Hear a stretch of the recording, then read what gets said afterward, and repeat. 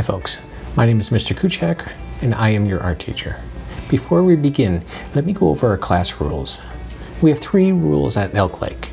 Be ready, be responsible, be respectful. We are ready in the art room when we come in, sit in our assigned seats, and get quiet so that we can learn about art. We are responsible in the art room when we follow directions and take care of our supplies, and we clean up any of our messes. We are respectful when we use kind words like please and thank you, and when we value other students' artwork. Supplies you will need for today's lesson. Go ahead and pause the video if you need to.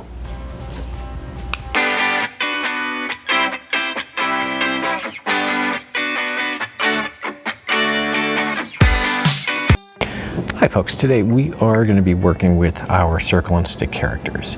Now, a circle and stick character is not this where we do something like that. Circle and stick is using a character, is using circles and sticks to draw somebody.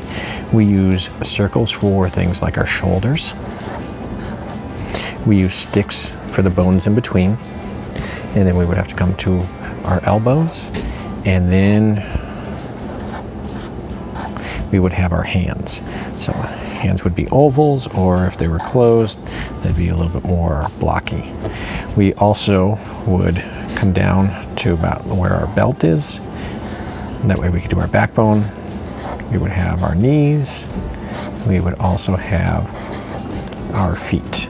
So circle and stick looks something more like this than a stick figure. Stick figures really don't give you too much to work with. You don't have a chance to go in and add any type of costume or anything else on them. So let's try to avoid those, and let's get started with our circle and stick drawing. So the first thing that I'm going to do is I'm going to start with an oval. So your head is an oval shape. It's bigger on the top, smaller on the bottom. So we start with our oval, we come down, and come back up. So oval, bigger, smaller. Think of kind of like an egg. So an egg shape is a good idea. And then we need our shoulders. Shoulder, connect. Shoulder, connect. That way we have our shoulders. Next we're going to do our elbows. So our elbows are going to be somewhere out about here. So we're going to do our circle and stick, circle and stick. I like this drawing first because there's a lot of symmetry to it, and there's a lot of things that we are the same on one side and the other. Now the next thing that we need to do are our hands. So the hands that we're going to do, we're going to do a hand and connect. Hand and connect. Once we have that done, we might as well go ahead and add our thumbs. Now here's the thing, if I add a thumb on that side, and that's the way the hand's going, that would be on the wrong side. So if you're ever not sure where something needs to go, put your hands in that pose. That way you can see that the thumb's going to go underneath. Thumb's going to go underneath. And then we need 1, 2, 3 lines. 1, 2, 3. 1, 2, 3. Next, we need where our belt would be, where our hips are. So we do and it's pretty much right around where the hands are going to be. So we do our circle, stick, circle. Once we have that done, we have to connect with our spine. So we start there, and we connect. And now we need our knees. So we're going to do our circle and stick, circle and stick. And then this person's leaping. So to do someone leaping, I'm going to do an oval for the foot and connect. The other foot though is back, kind of like someone's running and they're leaping. So that foot is going to be behind there. So the only thing we need to draw there is a foot. Now the next part that we're at is to do the muscles. We have 2 main types of muscles. We have we have what we call rubber band muscles. Rubber band muscles go around, and then we have shrinking muscles. The first thing I like to do though is I like to fill in the core, so then we just have those two types of muscles left. So to fill in the core, we do what's called a shoulder smile. So we smile from one side of the shoulders to the other, and then we add a belt around the hips. Once we have that done, we just come up, we come up. Now what we're ready for is our big rubber band muscles. Now these are your push-pull muscles. These are going to be the large muscles. So to rubber band them, you start at the top, you come down to your circle, and you come back up. That way it kind of fills in that whole space. So once again, come down, up, and back. So those are the tops of the arms. They get the rubber band. Same with the legs. They also get a rubber band. So we're going to come there. And same thing here.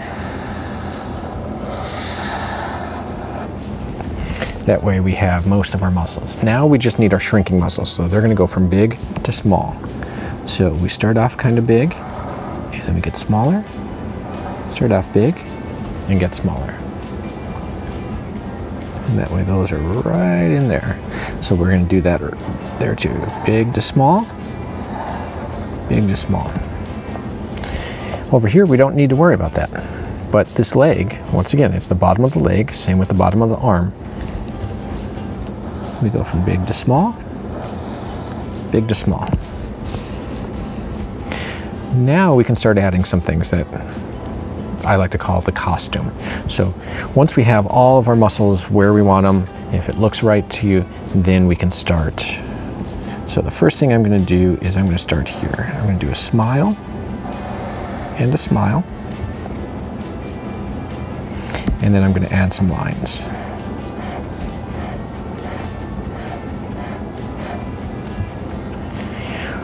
Once I have the smile, smile, and all the lines, and then I'm going to use the letter M over here. Maybe add one other little bump on it. So an M with 3 bumps.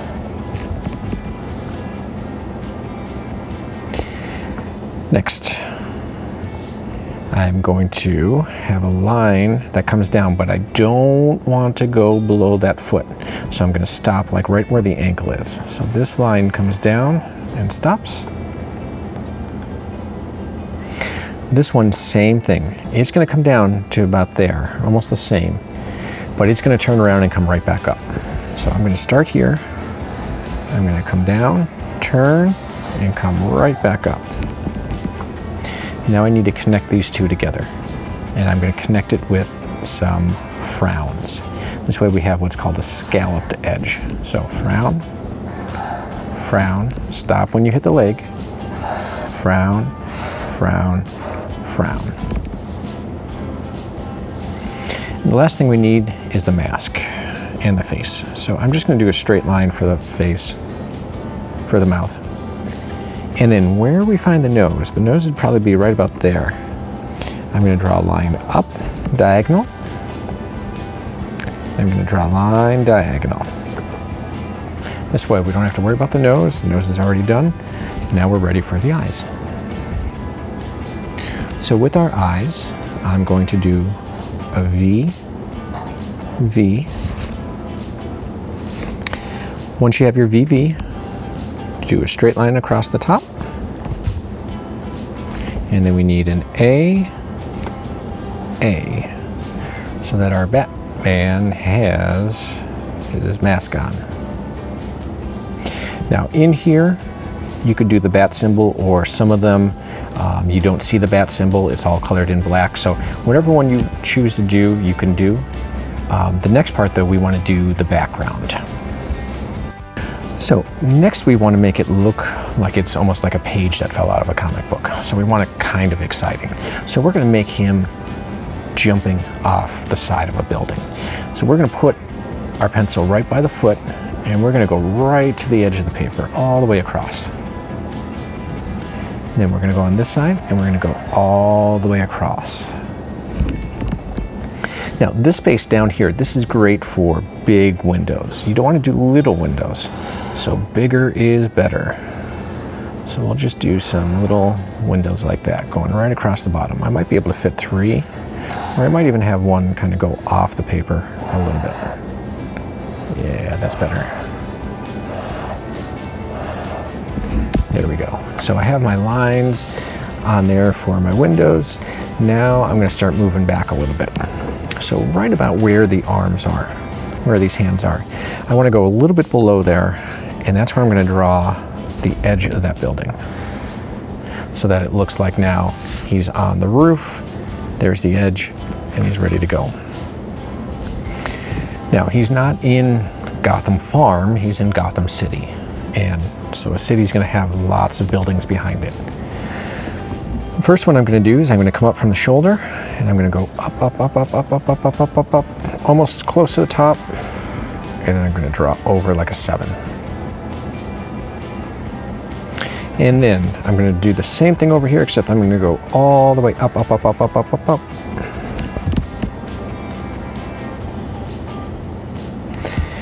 Now, Batman likes to be out at night, so I'm going to use a crescent shape for the moon. So I do the letter C for crescent, and then I do a C inside. Some people were asking, how do you do some stars? Because if the moon's out, I want some stars in there. Well, I do what's called an A star. So I do the letter A, but I give my letter A long arms. So an A with long arms, and then I crisscross applesauce. I go from one to the other, one to the other. And that gives me a nice, great star. So I like to have at least 2 in there. So let's practice that again. An A with long arms, and then you crisscross, and you have your stars. Let's try that one more time. I think you got the hang of it. A with long arms, crisscross. That way you're all set up. Now the last thing that we want to do is some different windows in here. So we're going to start off with some rectangles. So let's put some rectangles in our buildings, because once again, this is a city. If your windows have to go off the paper, no big deal. If your windows need to go behind them, no big deal. We can just get those in there. I'll do 4 there. I'll try to do a couple more over here.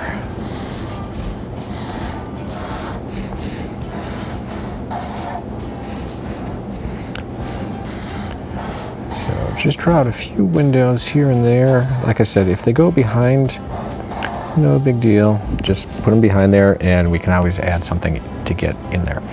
Now we're going to add a few different types of curtains and make the windows look a little different.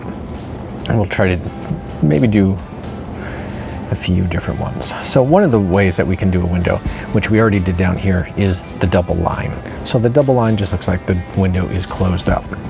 If you would like to do a crisscross one, you do 2 lines up and down, and then you go crisscross.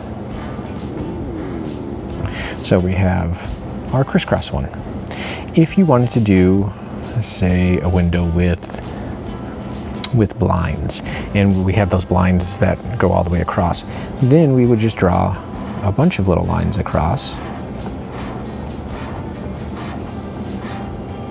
A lot of people have those types of blinds.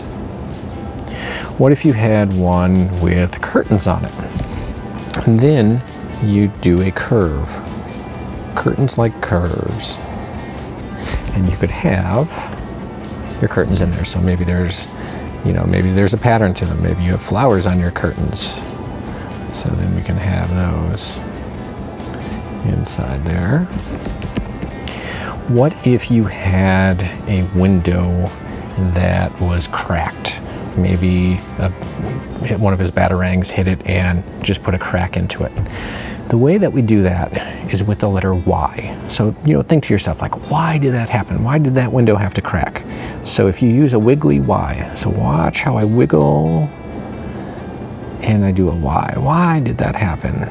Why? Why do I have to replace my window? Because Batman threw a batarang. And that way we can have our cracks all the way through the window. If the window was busted out and it's sharp, like ouch, don't touch, then we do our zigzags. And we would just do some zigzags up and down, like he busted out of that window. Sometimes you might have windows that are boarded up. So boarded up means that sometimes in the comic books or cartoons you'll see boards actually going across the window. That means that it was probably broken, and instead of replacing the window, they just stuck some boards. And then we add a couple little dots just so it looks like there's nails in there too. There might be other windows that you can think of. Well, there's a few other ones here.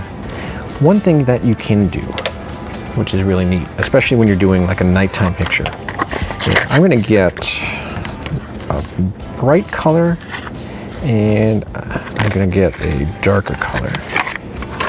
And you can see that one just wants to be used. I guess it was just rolling and rolling. So let's say this light was on.